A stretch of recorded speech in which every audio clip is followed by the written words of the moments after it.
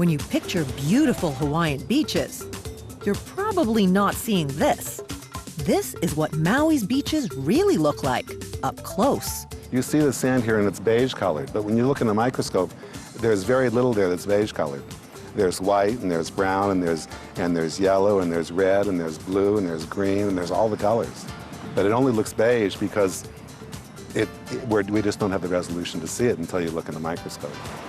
Inventor Dr. Gary Greenberg's got a passion for seeing things magnified. First, I sort of thought, well, I should write my friends who live near sand or go traveling to places where there's sand to send me sand. So people started sending me sand from all over the world. And every time I looked at a new little package that was sent to me, it was completely different. He's looked at sand from thousands of beaches, from Hawaii to Japan. And he sees it all through a microscope that he invented. This is the Edge microscope. This actually has several different of my inventions on the microscope at one time. The lighting is a new invention. The multiple cameras on this particular housing is an invention. It allows you to see the left and the right eye point of view at the same time, and that gives you stereo 3D. Gary can see all the grains in 3D as soon as he looks through the eyepiece. Other 3D microscopes, very expensive 3D microscopes, you can see 3D, but you have to acquire a whole stack of pictures. It goes through a computer. The computer has to analyze the pictures, and then over a period of time, it creates the three-dimensional view. But this, you can scan through the specimen and look at things in real time and see them in 3D. He uses lighting to help the sand come to life.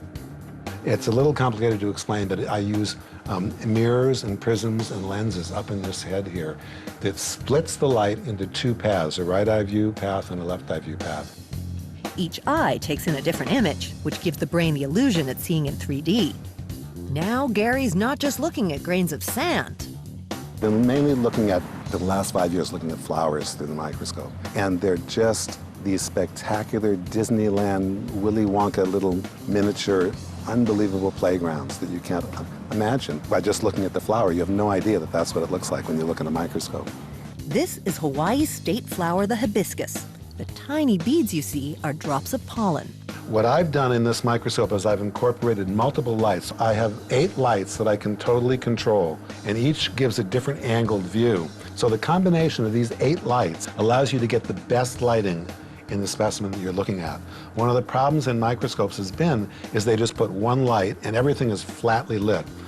Gary's even had the chance to look off the Earth. This is dust from the moon and meteorite particles.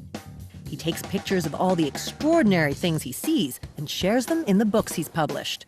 But Gary's big dream is to share his 3D technology with the medical world.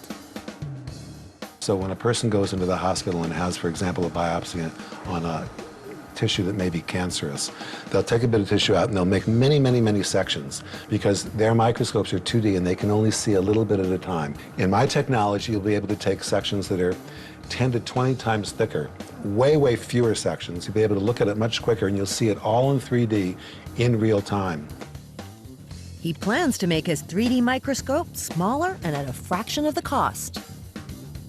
I'm going to reduce all that type of technology into something the size of a Kleenex box that anybody could use on their own personal computer. That could mean quicker diagnosis, and that could save lives. But until all that happens, we will all get the chance to marvel at Gary's microscopic world.